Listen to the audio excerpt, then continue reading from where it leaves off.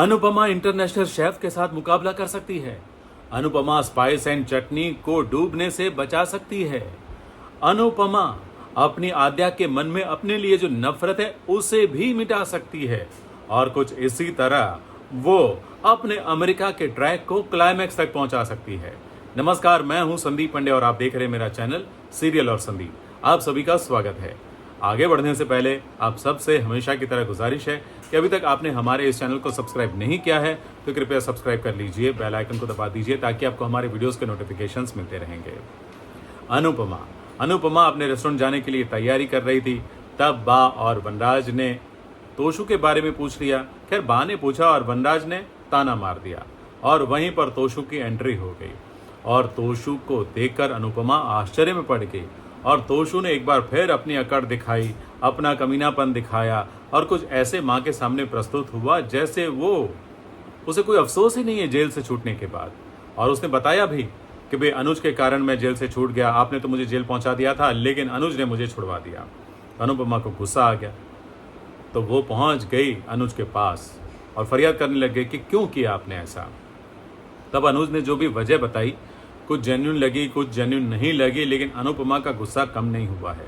अनुपमा ने कह दिया कि भाई ये मैंने जानबूझकर ही तो उसको जेल पहुंचाया था ताकि वो सुधर सके, लेकिन अब वो सुधरेगा नहीं। जी हाँ, अब तो और ज़्यादा बिगड़ेगा और ज़्यादा बदतमीजी करेगा। इस बात के लिए उसको अनुज के लिए जो नाराज़गी है वो रहेगी। लेकिन अनुज ने जिस तरह से अनुपमा को समझाया, उसे इतना तो पता चल गया कि अनुपमा को ये पता चल गया कि अनुज उसे दुखी नहीं देखना चाहता, और दूसरा कि आद्या की तरह किसी भी बच्चे को ट्रॉमा में वो भेजना नहीं चाहता। तो इसीलिए उसने ये कदम उठाया है। जी हाँ, परी के लिए और साथ ही साथ अनुपमा के लिए। ये दो मुख्य वजह रही है अनुज के इस कदम के लिए।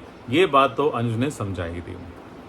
अब अनुपमा वहाँ से चली गई है, सीधी रेस्टोरेंट पहुँची है और रेस्टोरेंट पहुँचते ही उसे पता चला है कि अमेरिका में कोई शेफ़ कंपटीशन हो रहा है। जी हाँ, इंटरनेशनल लेवल का, जहाँ बहुत सारे शेफ़, दुनिया भर के शेफ़ इकट्ठा होते हैं और वो कंपटीशन में हिस्सा लेते हैं। अनुपमा ने बोला कि नहीं, ये मैं कैसे कर सकती हूँ, मुझे तो अंग्रेजी भी ठीक से आती नहीं है। लेकिन उसके स्टाफ मेंबर्स ने उसका हौसला बढ़ाने की कोशिश की है।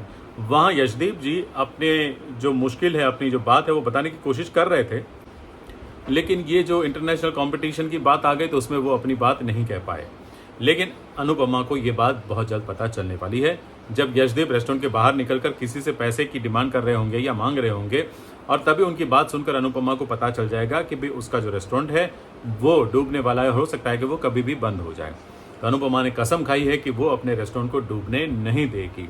जी हाँ, यशदीप को ये भरोसा दिलाया है और उसने अपने स्पाइस एंड चटनी को बचाने की कसम भी खाई है। अब देखते हैं कि अनुपमा खाई हुई ये कसम कैसे पूरी करती है और कैसे अपने रेस्टोरेंट को बचाती है। क्या वो कंपटीशन में हिस्सा लेगी और उससे जो रकम मिलेगी इनाम की, उससे वो स्पाइस एंड चटनी को बचा पाएगी या फिर कोई और रास्ता निकालेगी। खैर, अनुपमा है तो कुछ ना कुछ तो हो ही जाएगा। लेकिन अनुज आद्या की भी तो जिम्मेदारी देने वाला है। जी हाँ, हमने प्रोमो ऑलरेडी देख लिया है। तो आद्या की जिम्मेदारी अनुपमा लेने वाली है। आद्या के मन में जो नफरत है वो दूर करने की कोशिश करने वाली है। अब उसमें कितनी कामयाब होगी कि नहीं ये तो पता नहीं, लेकिन खबरें ऐसी आ रही हैं, ऐसा सुनने में आ रहा है कि ये जो ट्रैक होगा वो अनुपमा के अमेरिका वाले ट्रैक का क्लाइमैक्स होगा। और वो कैसे होगा, क्योंकि श्रुति जो है वो शादी से कदम पीछे ले सकती है। जैसे कि आपने देखा कि अब तक कई बार श्रुति को एहसास हो गया है कि अनुज जो है उससे प्यार नहीं करता, अनुज अनुपमा से ही प्यार करता है। ये बात तो वो जानती है।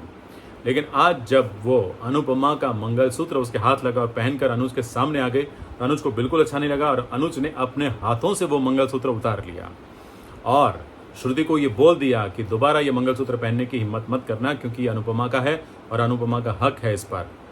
अनुपमा का ही मंगलसूत्र है, ये कोई और नहीं पहन सकता।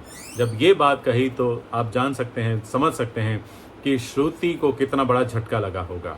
एक तरफ अनुज जो है वो श्रुति से शादी करने के लिए हाँ भी बोल चुका है, उसके साथ वेन्यू देखने भी जा रहा है, शादी की तैयारियों की भी उसने छूट दे दी है कि तुम्हें और आद्या को जितनी जो जैसे तैयारी करनी है करो, मुझे कोई प्रॉब्लम नहीं है।